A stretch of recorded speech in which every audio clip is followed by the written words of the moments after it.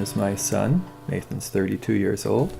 Nathan's diagnosis and his, the realization of his developmental delays, those were things that played out over years.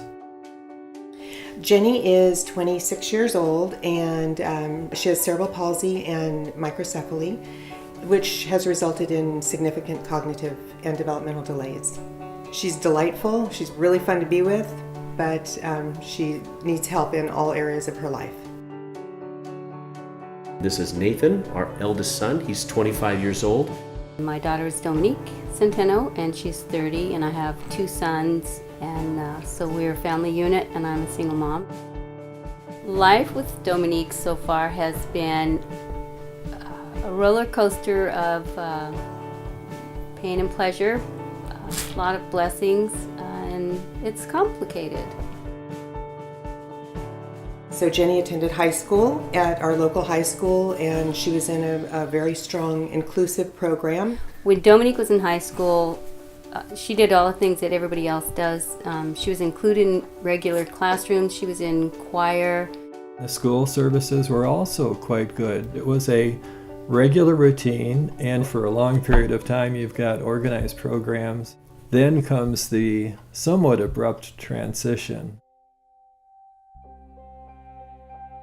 As opposed to our experience with the early childhood intervention, where there were a number of programs pretty readily available. When it came time to look for programs post-school, that was a whole different situation. After graduating from high school, Jenny's options became really limited.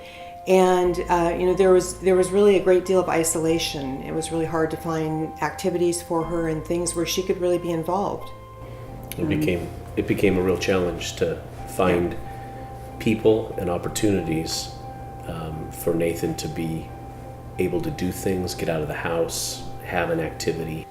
So she didn't do anything except stay home with a caregiver while I went to work and my boys went to school. A 21-year-old having to be with mom all day, every day.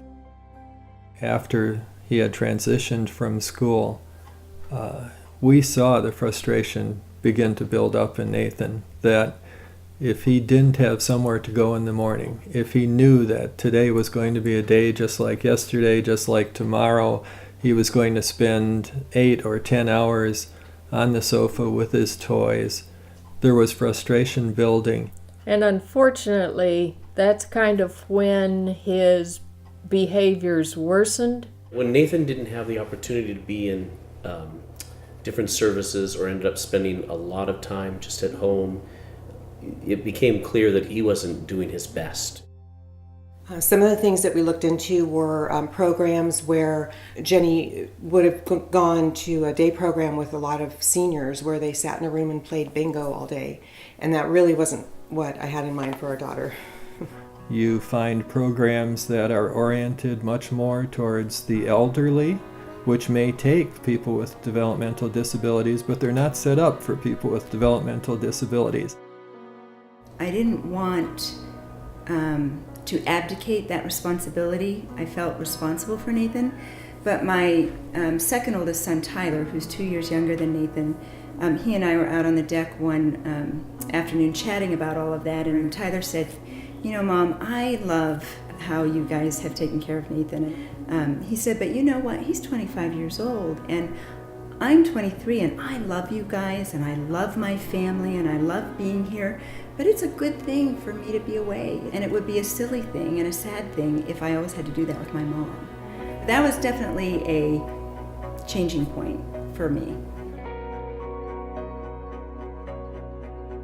I got notification that Bridge Academy was going to be starting up, and I was elated. I was beyond elated. The day programs offer Jenny a chance to get out of her apartment and interact with people in the community and the staff. I've been delighted with the fact that she has peers that she can interact and engage with, so that she's no longer isolated and really feeling lonely. She really has a community. And in fact, we've increased the number of days that she's attending the program because she's so happy.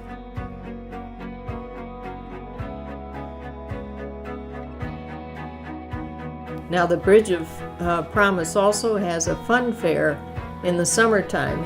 And it was a way to start connecting with families and connect with the kids.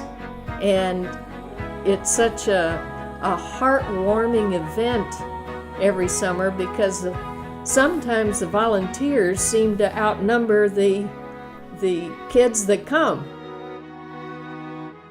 That's one thing that I don't think gets mentioned enough, the amount that one learns from him and his peers by their mere presence. Probably the highlight for me thus far has been an email I received. I had written to the director and I was just thanking her, and she responded back and she said, you know, I am loving getting to know Nathan, and he is so clever and so funny, and it was obvious that she really was getting to know him. And then she said something, she said, you have raised a really fine young man. That I had never heard with regards to Nathan, and that she saw him as a young man was wonderful.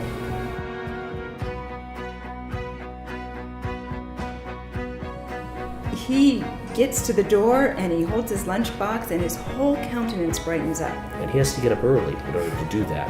For Nathan to be excited about getting up early in order to go to something, he's kind of like it. They should have opportunities to get out into the community, to have something that gives them something to look forward to when they wake up in the morning. It's the only thing that she lives for. It's all that she has.